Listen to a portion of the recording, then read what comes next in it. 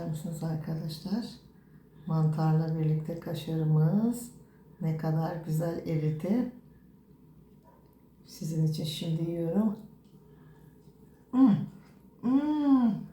Arkadaşlar, olağanüstü lezzet.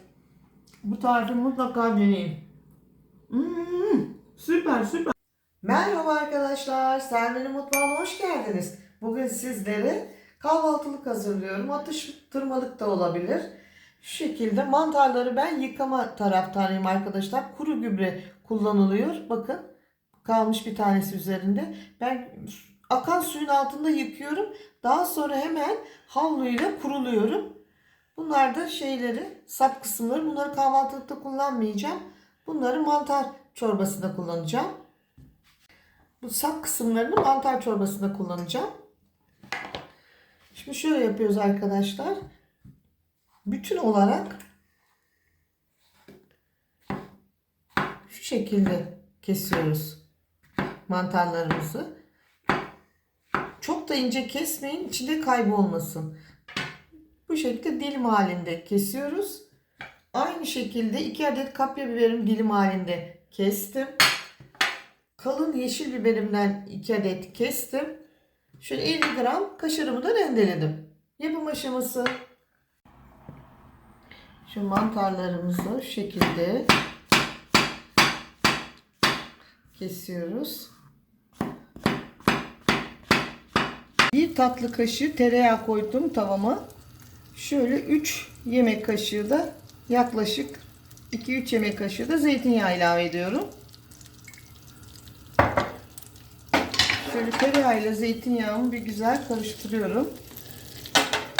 Daha sonra doğramış olduğum mantarlarımı ilave ediyorum.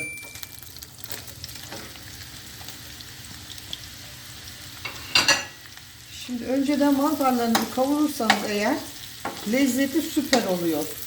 Önce biber, domates, sonra mantarı koyarsanız lezzeti bu kadar güzel olmuyor. Önce tereyağı ve zeytinyağında mantarınızı bir güzel kavuracaksınız.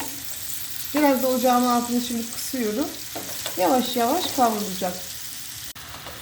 Bakın arkadaşlar 3 dakikada mantarlarımız suyunu saldı. Şimdi hafif sularını çekince biberlerini vereceğim. Şimdi kırmızı biberle bakın mantarlarımız biraz yumuşadı, yarı pişti. Yarı pişmiş olacak mantarımız ki biberlerle pişmeye devam edecek. Şimdi biberlerini ilave ediyorum. Ve karıştırmaya devam ediyorum. Bu aşamada 1 tatlı kaşığı da tuzumu ilave ediyorum. Ve karıştırıyorum. Bakın biberlerim de sote oldu. Çok güzel yumuşadı. Bu aşamada biraz karabiberimi veriyorum. Yarım çay kaşığı. Şöyle 1 çay kaşığı da kırmızı toz biberimi ilave ediyorum. Şöyle baharatlarını da 1-2 karıştırıyorum. Lezzeti mantar ve sebzemize geçsin. Şimdi kabuğunu doğramış olduğum 2 adet domatesimi ilave ediyorum. Domateslerin erimesini bekliyorum. Kısık ateşe altına alıyorum. Yavaş yavaş domateslerimiz erisin. Kaşarını vereceğim. Bakar mısınız arkadaşlar şu güzelliğe, bir de mis gibi kokuyor. Duymanızı isterdim. Tereyağla zeytinyağlı da karışık olduğu için. Bakın mantarlar tattım bir tane, çok güzel pişti. Domateslerim de eridi. Şimdi ocağın altını kısıyorum. Şimdi üzerine kaşar ilavesi yapıyorum. Tam kahvaltılık ekmeğe banmalık olacak arkadaşlar bu. Şimdi ekmeğimi de hazırlayacağım. Üzerine mis gibi. Deneyecek olan herkese afiyet olsun. Videomu izlediğiniz için çok teşekkür ederim. Eğer bu kahvaltılık güzel tarifimi beğendiyseniz ve hala abone değilseniz lütfen Selvi'nin mutfağına abone olmayı, beğenmeyi, yorum yazmayı, bundan sonraki tariflerimden haberdar olmak için lütfen zil tuşuna basınız. Evet arkadaşlar, kahvaltılık mantarlı, domatesli, biberli bu enfes tarifimi sizlere öneriyorum. 5 dakika yapımı kolay, bir o kadar da lezzetli olan tarifimi deneyecek olanlara herkese afiyet olsun diliyorum.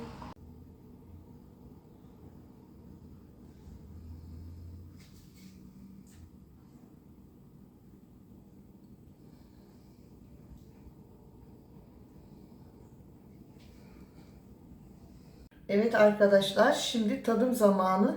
Şöyle ekşi maya ekmeğim var sizin için. Şöyle neresinden, şu şekilde bakın. Şöyle alıyorum. Buyurun, afiyet olsun. Şöyle. Sıcak olduğu için arkadaşlar tam alamadım. Şöyle bakın arkadaşlar. Kaşarı, mantarı, bu güzel tarifimi sizlere öneriyorum. Deneyecek olan herkese afiyet olsun.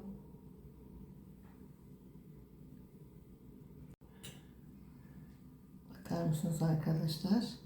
Mantarla birlikte kaşarımız ne kadar güzel eridi.